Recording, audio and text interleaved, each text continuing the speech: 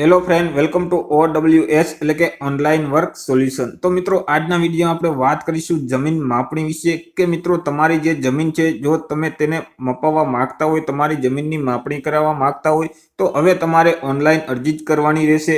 તો મિત્રો, આજના વિડીયોમાં માહિતી મેળવશું કે જમીન માપણી માટેની ઓનલાઈન અરજી છે તે કેવી રીતે કરી શકાય, તેની સંપૂર્ણપણે ડિટેલમાં માહિતી મેળવશું। તો મિત્રો, વિડીયોની શરૂઆત કરીએ તે પહેલા વિડીયો ગમે તો અવશ્ય લાઈક કરી દેજો, તમારા મિત્ર સુધી શેર કરી દેજો, ચેનલમાં નવા હોય તો અવશ્ય ચેનલને સબસ્ક્રાઇબ કરી દેજો।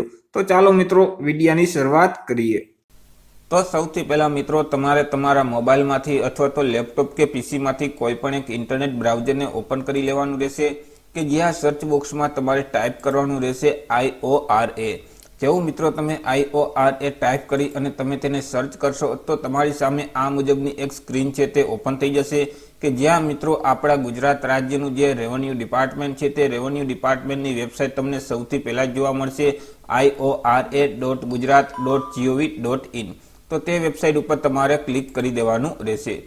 જેવું મિત્રો તમે તે વેબસાઇટ ઉપર ક્લિક કરી દેશો તો તે પોર્ટલ છે તે ઓપન થઈ જશે અને તમને આ મુજબની સ્ક્રીન છે તે જોવા મળશે કે જ્યાં મિત્રો અહીં મેનુમાં તમને ઓનલાઈન એપ્લિકેશનનો એક ઓપ્શન છે તે જોવા મળશે, તેના ઉપર તમારે ક્લિક કરી દેવાનું રહેશે। જેવું તમે તેના ઉપર ક્લિક કરી દેશો તો ફરીથી તમારી સામે આ મુજબની સ્ક્રીન છે તે ઓપન થઈ જશે કે જ્યાં મિત્રો અહીંથી તમારે અરજીનો હેતુ શું છે તે તમારે સિલેક્ટ કરી લેવાનું રહેશે। તો મિત્રો, જેવું તમે ત્યાં ક્લિક કરશો તો એક લિસ્ટ છે તે ઓપન થઈ જશે જેમાંથી મિત્રો તમે અહીં જોઈ શકશો જમીન માપણી સંબંધિત અરજી, તો તેને તમારે સિલેક્ટ કરી લેવાની રહેશે। ત્યાર પછી મિત્રો અહીં અરજીનો પ્રકારમાં તમારે સર્વે નંબરની હદ છે, હિસ્સા અથવા તો તે પૈકી ભાગ અંગે માપણી કરવા માટેની અરજી, તેને તમારે સિલેક્ટ કરી લેવાની રહેશે। ત્યાર પછી મિત્રો અહીંથી તમારો જે તે જિલ્લો હોય તે જિલ્લાને સિલેક્ટ કરી લેવાનું રહેશે। ત્યાર પછી અહીંથી મિત્રો તમારો જે તે તાલુકો હોય તે તાલુકાને સિલેક્ટ કરી લેવાનું રહેશે। ત્યાર પછી મિત્રો અહીંથી તમારું જે તે ગામ હોય તે ગામને તમારે સિલેક્ટ કરી લેવાનું રહેશે।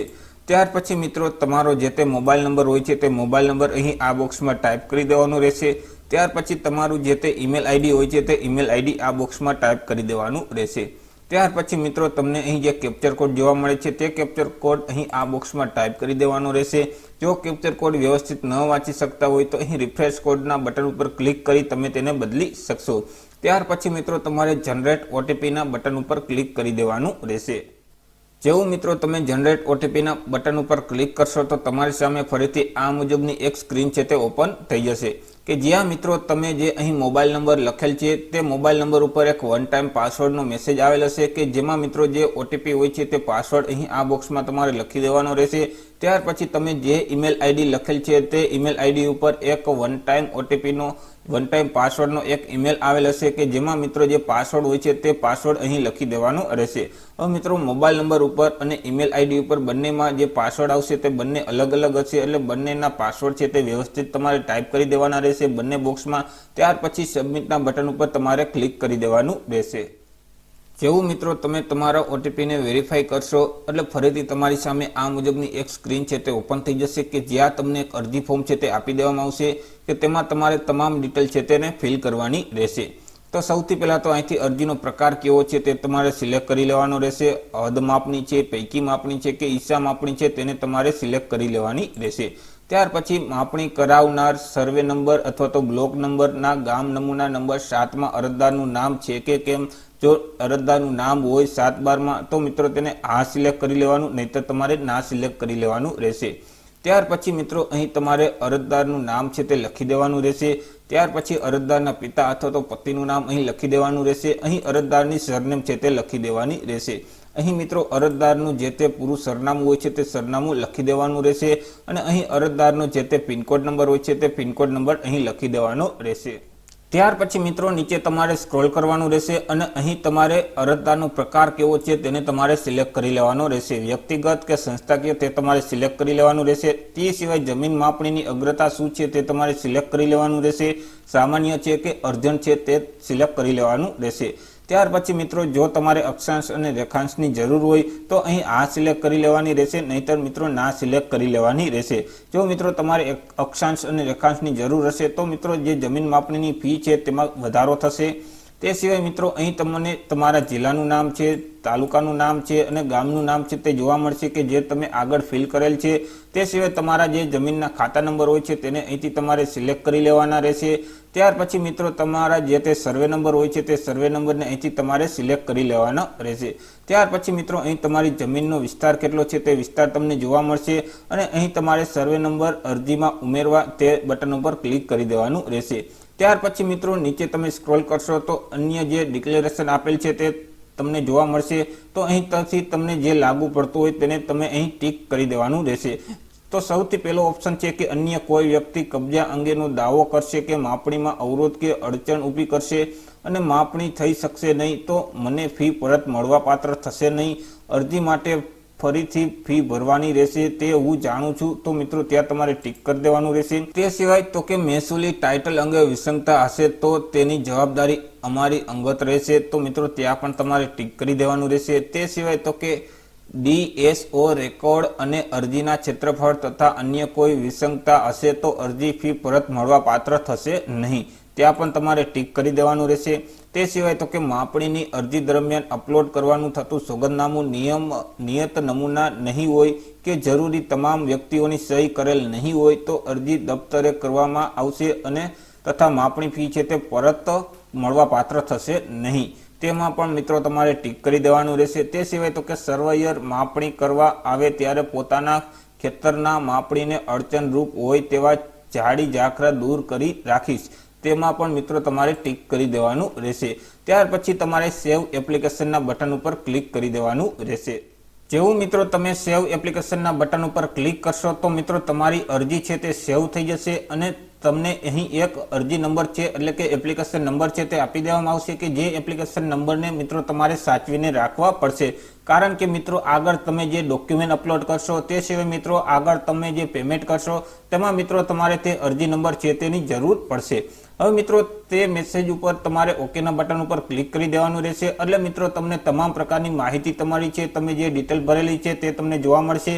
ત્યાં મિત્રો નીચે તમને એક કન્ફર્મ એપ્લિકેશનનું બટન છે તે જોવા મળશે. તેના ઉપર તમારે ક્લિક કરી દેવાનું રહેશે. જેવું મિત્રો તમે કન્ફર્મ એપ્લિકેશનના બટન ઉપર ક્લિક કરી દેશો એટલે તમારી અરજી છે તે કન્ફર્મ થઈ જશે. તે સિવાય મિત્રો ત્યાર પછી તમારે અરજીની પ્રિન્ટ કાઢવા માટે ફરીથી હોમ સ્ક્રીન ઉપર આવી જવાનું રહેશે અને પ્રિન્ટ એપ્લિકેશનના બટન ઉપર ક્લિક કરી દેવાનું રહેશે કે જ્યાંથી મિત્રો તમે તમારી અરજીની પ્રિન્ટ પણ કાઢી શકશો અને તમે જે એફિડેવિટ છે એટલે કે જે સોગંદનામું કરવાનું છે તે સોગંદનામાની પ્રિન્ટ પણ કાઢી શકશો. તમારે પ્રિન્ટ એપ્લિકેશનના બટન ઉપર ક્લિક કરી અને તમે અરજી ફોર્મની પ્રિન્ટ કાઢી શકશો અને પ્રિન્ટ એફિડેવિટના બટન ઉપર ક્લિક કરી અને તમે જે સોગંદનામું છે એટલે કે જે સંમતિ પત્રક છે તેની પ્રિન્ટ તમે કાઢી શકશો. હવે મિત્રો જે આ સોગંદનામું છે અને જે સંમતિ પત્રક છે તે મિત્રો તમે જે ઓનલાઈન પ્રિન્ટ કાઢેલ છે તે જ માન્ય રહેશે. તે સિવાય મિત્રો કોઈ પણ પ્રકારમાં તમે સોગંદનામું કરી અને તમે તેમાં સહી કરશો તો તે માન્ય રહેશે નહીં. તમારે અહીંથી જે ઓનલાઈન સોગંદનામું નીકળે છે તેની પ્રિન્ટ કાઢી અને તેમાં જ મિત્રો તમારે નોટરાઇઝડ કરી અને મિત્રો તમારે તેમાં સહી સિક્કા કરાવી અને તમારે અહીં અપલોડ કરવાનું રહેશે. તે સિવાય મિત્રો તમે જે આ સોગંદનામું અને જે સંમતિ પત્રક તમે લખો છો તે તમારે વાંચી અને મિત્રો તેની જે ફાઇલનું ફોર્મેટ છે તે PDF ફાઇલમાં તમારે સ્કેન કરી અને અપલોડ કરવાનું રહેશે. તે સિવાય મિત્રો અપલોડ કરવા માટે તમને આગળ ફ્રીઝમ ડોક્યુમેન્ટનો ઓપ્શન જોવા મળશે. તેના ઉપર તમારે ક્લિક કરી અને મિત્રો તમામ ડોક્યુમેન્ટ છે તે અપલોડ કરી દેવાના રહેશે. ત્યાર પછી મિત્રો તમારે જે આ જમીન માપણી ફી છે તે ફી ભરવા માટે મિત્રો તમારે પેમેન્ટના ઓપ્શન ઉપર ક્લિક કરી દેવાનું રહેશે. તેમાં મિત્રો પેમેન્ટ ગેટવેના ઓપ્શન ઉપર ક્લિક કરશો તો મિત્રો તમારું જે પેમેન્ટ છે તમને કેટલી પેમેન્ટ તમારે ભરવાનું છે કેટલું પેમેન્ટ ભરવાનું થશે તેની તમામ માહિતી તમને જોવા મળશે કે જ્યાં મિત્રો તમે તમારા ક્રેડિટ કાર્ડ દ્વારા અથવા તો ડેબિટ કાર્ડ દ્વારા અથવા તો જે નેટ બેન્કિંગ છે કે પછી કોઈ પણ UPI ID છે તેના માધ્યમથી તમે અહીં ઓનલાઈન ફી છે તે ભરી શકશો. તે સિવાય મિત્રો તમારે જો NEFT નું ચલણ તમારે જનરેટ કરવું હોય તો મિત્રો તમે ચલણ જનરેટ કરી શકશો અને આ જે ચલણ છે તે માત્ર SBI બેંક સિવાયની બેંક દ્વારા તમે ભરી શકશો. ત્યાર પછી મિત્રો આગળ વાત કરીએ કે જો તમારે માપણી ફીનું પેમેન્ટ કર્યા બાદ અંતે પેમેન્ટની રિસીપ્ટ તમારે પોર્ટલ ઉપરથી તમને જનરેટ થઈ જશે કે જે તમારે ડાઉનલોડ કરી અને તમારે પ્રિન્ટ છે તે કાઢી લેવાની રહેશે. હવે મિત્રો અરજીની કામગીરી પૂર્ણ થયેલ ગણાશે જ્યાં સુધી તમે રિસિપ્ટની પ્રિન્ટ નહીં કાઢો તો મિત્રો તમારી અરજીની જે કામગીરી છે તે પૂર્ણ થશે નહીં. જો મિત્રો તમને પેમેન્ટ કરતી વખતે કોઈ પણ પ્રકારની એરર આવે તો તમારે ફરીથી સંપૂર્ણ અરજી છે તે કરવાની જરૂર રહેશે નહીં. પેમેન્ટની મિત્રો સ્થિતિ તમારે જોવી હોય કે તમારું પેમેન્ટ થઈ ગયું કે નહીં તો તેના માટે ફરીથી તમારે પોર્ટલ ઉપર આવી જવાનું રહેશે અને તેની હોમ સ્ક્રીન ઉપર આવી જવાનું રહેશે કે જ્યાં મિત્રો આપણે પહેલે ઓનલાઈન એપ્લિકેશનના બટન ઉપર ક્લિક કરેલ હતું તે ઓનલાઈન એપ્લિકેશનના બટન ઉપર ક્લિક કરી દેવાનું રહેશે કે જેમાં મિત્રો રજિસ્ટર્ડ એપ્લિકેશનનો ઓપ્શન તમને જોવા મળશે. તેમાં મિત્રો તમે ક્લિક કરશો તો ફરીથી તમારો અરજી નંબર છે માગશે, મોબાઈલ નંબર માગશે, તે સિવાય ઈમેલ આઈડી માગશે, તે સિવાય કેપ્ચર કોડ માગશે. તે તમામ ડિટેલ ફિલ કરી તમારે જનરેટ ઓટીપીના બટન ઉપર ક્લિક કરી દેવાનું રહેશે. જેવું તમે તે બટન ઉપર ક્લિક કરશો તો તમારા મોબાઈલ નંબર અને ઈમેલ આઈડી ઉપર એક ઓટીપી આવશે કે જે ઓટીપીના બોક્સમાં તમારે દાખલ કરી અને આગળના બટન ઓકેના બટન ઉપર સબમિટના બટન ઉપર ક્લિક કરી દેવાનું રહેશે. જેથી મિત્રો તમને અહીં તમારી જે પેમેન્ટનું જે સ્ટેટસ હશે તે તમને જોવા મળશે. ત્યાર પછી મિત્રો જો આગળનું પેમેન્ટ સફળ થયું હશે તો પેમેન્ટની રિસિપ્ટ તમારે જનરેટ થશે, નહીં તો મિત્રો તમારું પેમેન્ટ ફેલ બતાવશે. તે સિવાય મિત્રો પેમેન્ટ ફેલના કિસ્સામાં ફરીથી તમારે પેમેન્ટ કરવા માટે સ્ટેપ 20માં આપેલ જે કાર્યવાહી છે તે તમારે ફરીથી કરવી પડશે. તે સિવાય મિત્રો માપણીની તારીખ છે, તે સિવાય અરજીની સ્થિતિ છે અને નિકાલની વિગતો છે તે મિત્રો તમને તમારા જે મોબાઈલ નંબર છે અથવા તો જે ઈમેલ આઈડી છે તેના મારફતે તમને જણાવવામાં આવશે. તે સિવાય અરજીની પ્રક્રિયા પૂર્ણ કર્યા બાદ અરજીની જે કાર્યવાહી છે તેમાં થયેલ પ્રગતિ ROIની પોર્ટલ પરથી ટ્રેક તમે કરી શકશો. જેના માટે તમારે હોમ સ્ક્રીન ઉપર ઓનલાઈન એપ્લિકેશનમાં રજિસ્ટર એપ્લિકેશન ઉપર તમારે આવી જવાનું રહેશે અને ફરીથી તમારી તમામ ડિટેલ છે તે ફિલ કરી દેવાની રહેશે. તો મિત્રો આશા રાખું છું કે વિડીયો છે તે તમને પસંદ પડ્યો હશે. વિડીયો પસંદ પડ્યો હોય તો અવશ્ય લાઇક કરી દેજો, તમારા મિત્રો સુધી શેર કરી દેજો. ચેનલમાં નવા હોય તો અવશ્ય ચેનલને સબસ્ક્રાઇબ કરી દેજો. તો ફરી મળીશું એક નવા ટોપિક સાથે એક નવા જ વિડીયોમાં. ત્યાં સુધી જય હિન્દ.